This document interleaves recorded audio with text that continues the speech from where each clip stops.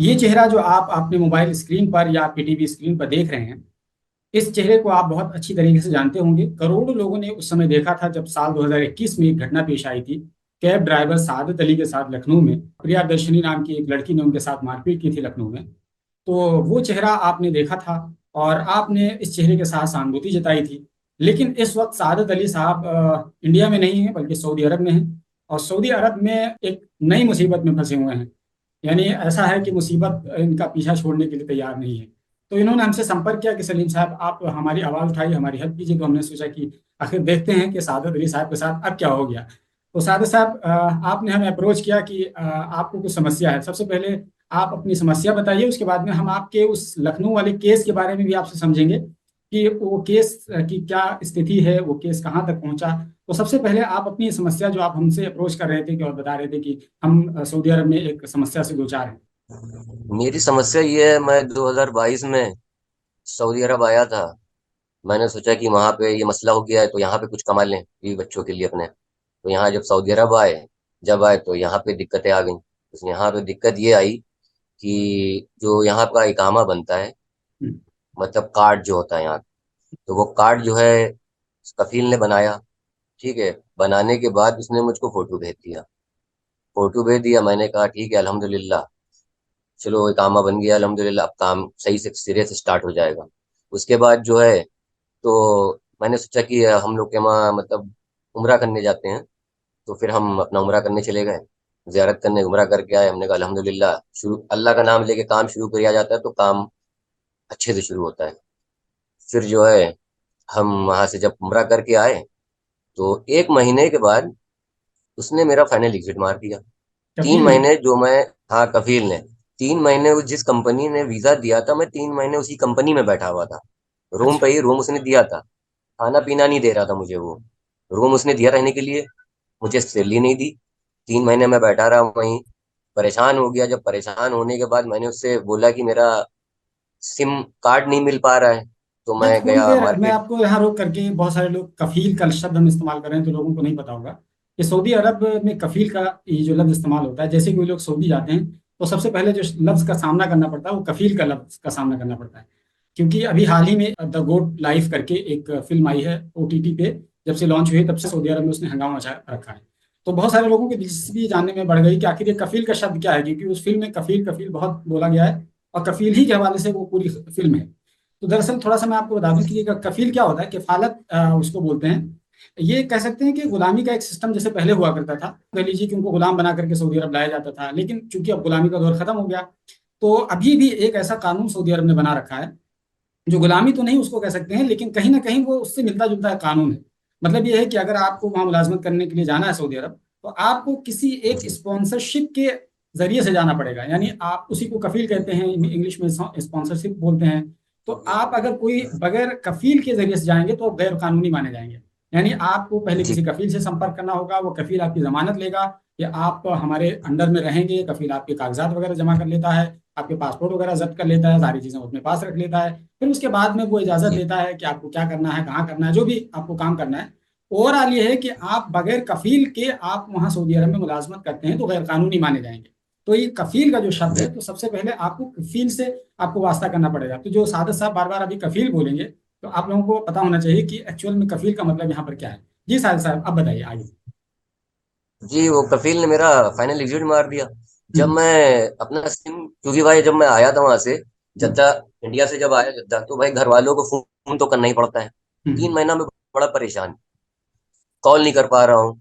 मतलब मेरा इंडिया का नंबर तो था, तो वो कब तक चलेगा, क्योंकि उसी से मैं नेट से करता था, बात होती रहती, कभी नेट नहीं है कभी, क्योंकि हम रिचार्ज कर ही नहीं सकते यहाँ पे कभी। जब तक वहां का सिम नहीं रहेगा हम रिचार्ज नेट करा ही नहीं सकते हैं। बड़ी प्रॉब्लम, मैंने परेशानी का सामना करा। फिर जो है 3 महीना तो मुझे रूम पे बैठाए रखा। फिर मैंने सोचा कि अब मैं यहाँ से क्या करूँ, मेरा इनकम भी नहीं आ रही, मेरी बीवी बच्चे भी हैं, माँ है, भाई है, घर पैसे भी भेजने हैं महीने में, स्कूल में बच्चे पढ़ते हैं, ये सब तो पूरा करना ही पड़ेगा। तो फिर मैं वहां से चला गया कहाँ गए दूसरी आप? जगह। जी दूसरी जगह मैं चला गया, क्योंकि 3 महीने उसने पैसे नहीं दिए, ना मुझे खाना दिया, ना पैसे दिए, ना सैलरी दी। तो आदमी परेशान होके भागेगा तो ही वहां से भाग जाएगा। मैं चला गया दूसरी जगह। वहां पे काम हम ढूंढने जब जा रहा हूँ तो मुझको काम नहीं मिल रहा है, क्योंकि मेरा फाइनल एग्जिट लगा हुआ है। वो ये कह रहे हैं आपने कफील से राब्ता करिए, उससे फाइनल एग्जिट हटवाइए। कफील का मेरे पास नंबर नहीं है। जिस अच्छा। बंदे ने मुझे बुलाया था यहाँ, हम्म। उसका नंबर था, उसने सारा काम करवाया। मैं उसको बोल रहा हूँ मेरे कफील का, मेरे स्पॉन्सर का नंबर दे दो, तो नंबर भी नहीं दे रहा है। फाइनल एग्जिट अच्छा, मुझे लगा दिया आज थोड़ा सा मुझे मुझे। बताइए साद भाई कि आप किस वर्क के लिए गए थे वहां पर, आपको किस वर्क के लिए कहा गया था, बुलाया गया था? हमको जो बुलाया गया था ड्राइवरी के लिए, अच्छा, ड्राइविंग के लिए। ठीक है। ड्राइवरी के लिए बुलाया था। तो पर्सनल ड्राइविंग के लिए या वीजा किसी जो कंपनी था, वगैरह में?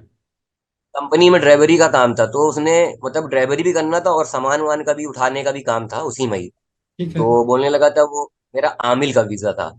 आमिल बोलते हैं हाँ अरबी हाँ, में। वर्कर, मैं समझ गया। आमिल, हाँ, वर्कर वीजा। तो हम्म। मैं उसी वीजे से आया था। उसके हम्म। बाद मैं जब यहाँ आया तो मैं परेशान रहा हूँ यहाँ पे। मैंने जिन जिन लोगों से मैं मिला हूँ, उसमें आधे से ज्यादा लोग इसी चीज में परेशान है।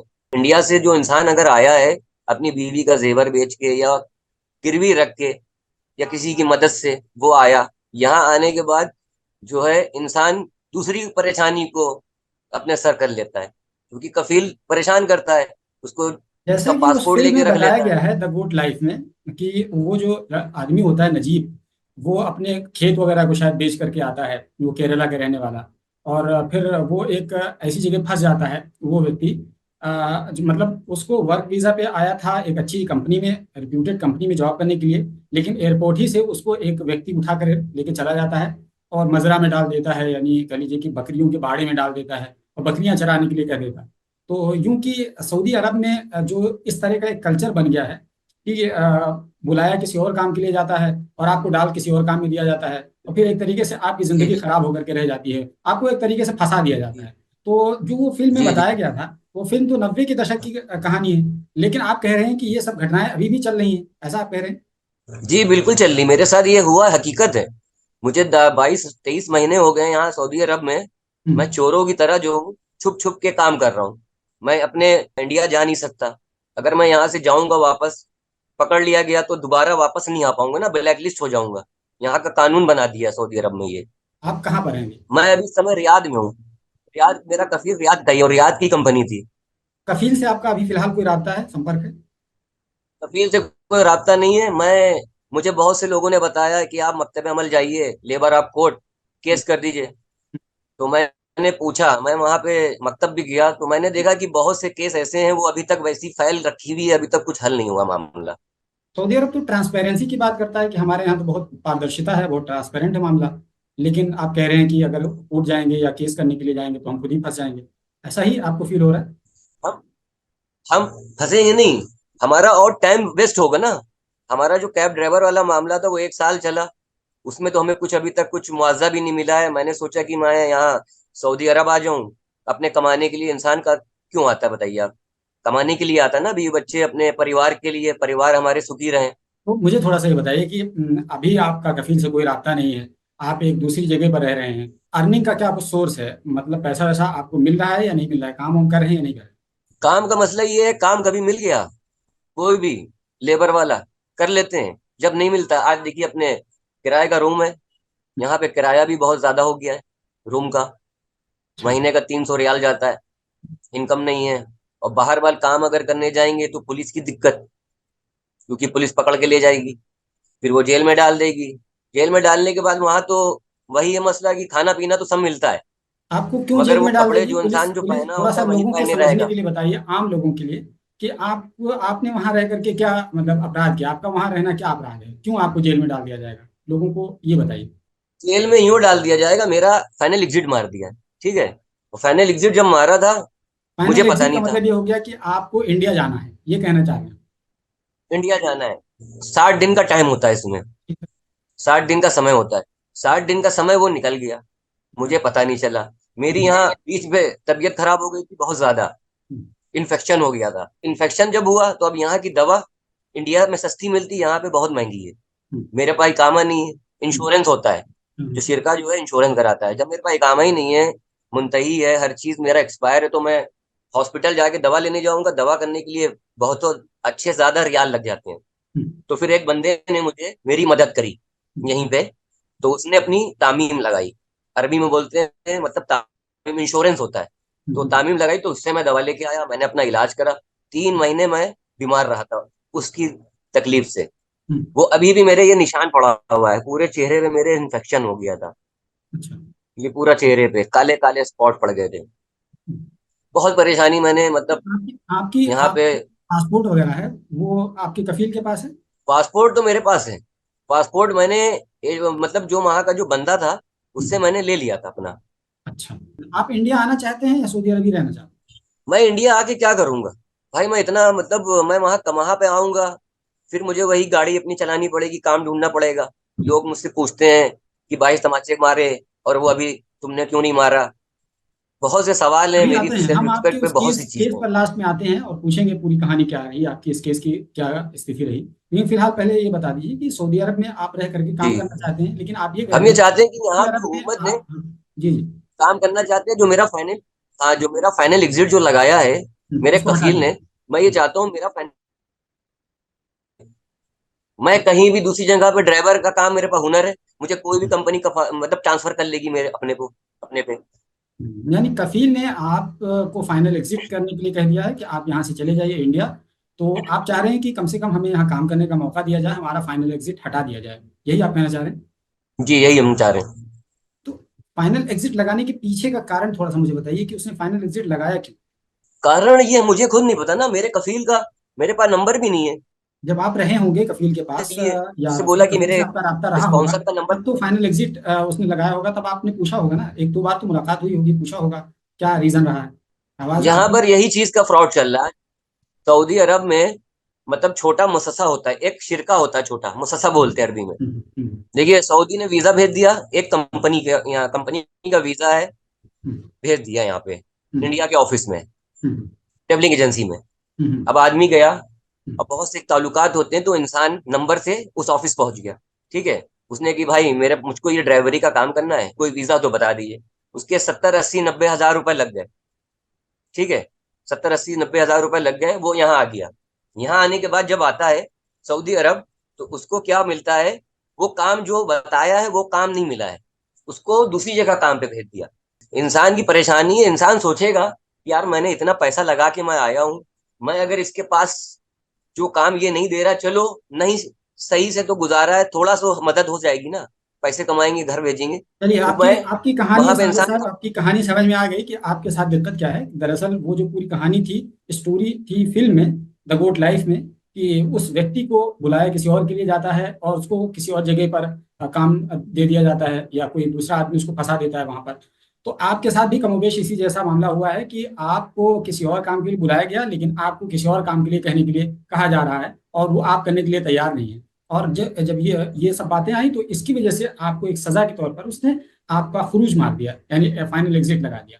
तो ये आपकी नहीं, पूरी सर कहानी है ये और नहीं आप करा ये चाह उसने। रहे हैं।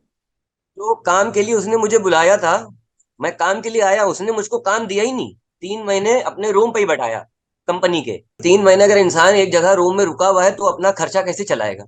तो मैंने इधर उधर काम करके, तो आप दोस्तों से लेके। आप इंडियन गवर्नमेंट से क्या कहना चाहते हैं और सऊदी गवर्नमेंट से, यानी दोनों सरकारों से क्या कहना चाहते मैं इंडिया की सरकार से मैं ये कहना चाहता हूँ कि मेरा जो फाइनल एग्जिट जो मारा है, वो मेरा फाइनल एग्जिट हटवा दें। यहाँ पे मकतबे अमल है, मतलब लेबर ऑफ कोर्ट इंग्लिश में बोलते हैं, हैं? हाँ हाँ, तो अरबी ठीक। में मकतबे अमल बोलते हैं। हम्म, तो यहाँ पे मकतबे अमल है। मैंने ये सोचा है कि मैं अब की यौमल खमीस, अरबी में बोलते हैं जुमेरात को। जुमेरात को, हम्म, जुमेरात के दिन मैं सोच रहा हूँ कि मैं अपना केस फाइल कर दूं। क्योंकि हो सकता हो, मुझे अल्लाह पे भरोसा है बहुत। मैं यहाँ 23 महीने से मैं यहाँ पे रुका हुआ हूँ। मुझे पुलिस वाले ने, छोटे ने पकड़ा भी, 2 बार मुझे पकड़ा। मैंने अपनी वो चीज बताई, मेरा ये मसला है, ये परेशानी है, उस छुट्टे ने मुझे छोड़ दिया। यहाँ पे हर तरह के लोग होते हैं, 100% में 90% लोग अच्छे होते हैं, 10% खराब होते हैं। मैं सऊदी अरब को बुरा नहीं कह रहा हूँ, मैं ये चाह उस रहा हूँ केस जो में, लोग आते हैं उस परेशान फिल्म हो। में भी यही था कमोबेश कि कुछ उस बंदे ने बुरा किया, फिर दूसरे लोगों ने उसकी मदद की, और ये पूरी कहानी उस फिल्म में बड़ी इंटरेस्टिंग कहानी है। तो बहरहाल हम कट शॉर्ट ये करना चाह रहे हैं कि आपका ये मामला है कि आपको कम से कम कोई दूसरा काम दिया जाए, सऊदी अरब में रहने का मौका दिया जाए, आपको फाइनल एग्जिट लगा दिया है, वरना फिर आपके साथ आपको ब्लैकलिस्ट कर दिया जाएगा, आप दोबारा से सऊदी अरब जा नहीं सकेंगे, ये आपके लिए एक समस्या हो जाएगी, आपकी अपॉर्चुनिटी खत्म कर दी जाएगी। तो आप ये चाह रहे हैं कि जी आपको आपका खरूज हटाया जाए और फिर जी आपको सऊदी अरब में रह करके आपको काम करने का मौका दिया जाए, यही आप कहना चाह रहे जी हैं। बिल्कुल। चलिए, जी तो इतना ये इसमें तो आपकी पूरी, कुछ और कहना चाह रहे हो तो बता दीजिए। जी इसमें जो है, हम अकेले नहीं हैं। सऊदी अरब में ऐसे बहुत से लोग हैं जो इसी वजह से परेशान हैं। हम ये अच्छा। चाहते हैं कि यहाँ की हुकूमत जो है, जैसे दुबई का सिस्टम करा है इन्होंने, पासपोर्ट अपने पास होता है, सिर्फ हुकूमत को पैसा दिया दिया जाता है, कफी जो कार्ड होता है, इकामा बोलते हैं। जो साल भर की जो फीस होती है वो हुकूमत को पे कर दी जाती है, इंसान जो है अपना काम करता है। जब उसको कोई दिक्कत होती है, इंडिया में माँ की तबीयत खराब हो गई, तो वो क्या कर रहा है, सऊदी के पास जा रहा है, फोन कर रहा है, उसको पैसे दे रहा है, ठीक है सर मेरा छुट्टी का लगा दो, वो नहीं लगा रहा है। तो इस वजह से मैं ये चाहता हूँ, यहाँ पे ये कानून जो, ये पिक्चर जो बनाई है, ये इसी की बुनियाद पे बनी है। ये चीज, ये कानून जो है, ये यहाँ पे ये हटाया जाए। इस वजह से जो भी बहुत से लोग, हमारे पाकिस्तान, इंडिया, बांग्लादेश, हमारे जितने भाई हैं, बहुत से लोग परेशान हैं। मैं अकेला हाँ, नहीं हमने हूँ, इसमें हजारों की तादाद। इसीलिए हमने शुरू में कहा कि जो किफाला सिस्टम है ये कमोबेश गुलामी के जैसा मिलता जुलता है कानून है, कानूनी शक्ल दे दिया गया है उस गुलामी को। यानी आप अगर कफील के इजाजत के या उसकी मंशा के आप कुछ दूसरा नहीं कर सकते हैं, या आप अगर कुछ करना चाहेंगे तो फिर वो आपसे बदला ले लेगा, इंतकाम ले लेगा। यानी एक तरीके से अभी भी जी एक गुलामी का कहीं ना कहीं दूसरे रूप में वो गुलामी का प्रतीक अभी भी वो किफाला सिस्टम अभी सऊदी अरब में पाया जा रहा है। तो बहरहाल ये तो आपकी पूरी कहानी हुई, लोगों ने समझा, और उम्मीद करते हैं कि लोगों को इससे कुछ ना कुछ सीख मिलेगी और सरकार इस पर ध्यान देगी। लेकिन अब दूसरे हम आपके उस केस की तरफ आते हैं जो आपके लखनऊ में जो आपके साथ केस हुआ था। सादत भाई, हमारे व्यूवर्स को ये बताइए कि आपके साथ जो लखनऊ में पेश आया था, तो आप मुझे बताइए कि इस वक्त उस केस की क्या स्थिति है। केस की कोई स्थिति नहीं है, क्योंकि जब केस हुआ था मुझे कुछ मुआवजा तो मिला नहीं था। मेरी गाड़ी जो तोड़ी गई, मोबाइल तोड़ा गया, और उस लेडी को भी पकड़ा नहीं गया था। तो अब अभी भी उस लेडी उसमें से आपका कोई संपर्क वगैरह है, प्रियादर्शनी से? अभी कोई संपर्क नहीं है मुझसे। मेरे वकील साहब का कॉल आया था, हम्म। तो वो बोलने लगे थे, आप जब सऊदी अरब से आइएगा तो आप कंपनसेशन का केस डालिएगा। मैंने कहा मैं अब केस सोचूंगा, क्योंकि वो केस जो डाला था, जो मैंने जो चीज करी नहीं, उसमें मुझे इतनी परेशानी का सामना करना पड़ा, मुझे कुछ मुआवजा नहीं मिला, केस होल्ड कर दिया बिल्कुल। होल्ड कर दिया, आप कंटिन्यू करना चाहते हैं इस केस को? मैं कंटिन्यू करूंगा, क्योंकि मैं अगर यहाँ सऊदी अरब में कमाने आ गया हूँ तो मुझे कोर्ट पे जाना पड़ेगा। वकील साहब मुझसे बोलने लगे आपको कोर्ट आना पड़ेगा, उसके लिए बहुत सी चीजें हैं, पेशी देनी पड़ती है, तो मैं कैसे फाइल करूं। चलिए सादत साहब, तो आपने अपनी बात रखी, अपने अपने समस्या का जिक्र किया और आपने अपने इस केस के बारे में भी लोगों को बताया। मैं मोदी जी से भी एक बात कहना चाहता हूँ। हम्म। आप, मोदी जी और योगी जी से, हम्म। इंसान अगर कोई अपने को कामयाब करना चाहता है, तो वो कामयाब होने के पीछे और वो उल्टा फंस जाता है आके। मैं इंडिया में अपनी ओला चलाता था। मैंने वहां पे सोचा कि वहां पे मैं रहने से मुझे बहुत से लोग मिलते थे। लोग बोलते थे कि तुम 22 तमाचे खाए हो, मैं होता मैं उसको मार देता, मैं ये कर देता, मैं वो कर देता। मेरी सेल्फ रिस्पेक्ट जो थी वो खत्म हो गई थी। मैंने सोचा कि इंडिया छोड़ के मैं सऊदी अरब आ जाऊं। अब सऊदी अरब आया, तो सऊदी अरब में ये एक सिचुएशन चालू हो गई है मेरी। मैं ये चाहता हूँ मोदी जी से मेरी सिर्फ ये मदद कर दें, मेरा जो यहाँ पे जो फाइनल एग्जिट जो लगाया है, फाइनल एग्जिट मेरा हटा दें। मैं अपने अच्छे तरीके से काम दूसरा शुरू कर लूं, क्योंकि यहाँ पे बहुत सी कंपनी है। मैं कहीं भी अप्लाई करूंगा, जब मेरा इकामा जब सही होगा, फाइनल एग्जिट लगा होगा, तो मेरी कंपनी दूसरे पे ट्रांसफर मैं हो सकता हूँ, मैं काम कर सकता हूँ दूसरी जगह जाके। ठीक है, तो शुक्रिया सादत भाई, आपने अपनी बात रखी, आपकी बात पूरी तरीके से आ गई रिकॉर्ड में। और उम्मीद करते हैं कि आपको इंसाफ मिलेगा। न सिर्फ इंसाफ मिलेगा बल्कि आपकी इस कहानी को देख करके बहुत सारे लोगों को सीख भी मिलेगी कि सऊदी अरब में किस तरह का माहौल है और जिस तरीके से वो फिल्म है द गोट लाइफ। दरअसल वो एक व्यक्ति की फिल्म है, एक नॉवेल पर आधारित फिल्म है। नॉवेल 2008 में लिखी गई थी और उस नॉवेल का नाम था, वो मलयाली भाषा में थी, उसका नाम था आदू जीवथम। तो उदी आदू जीवथम पर पूरी करीब करीब 16 साल में वो पूरी फिल्म बनाई गई और इसी अप्रैल 2024 में इस फिल्म को रिलीज किया गया।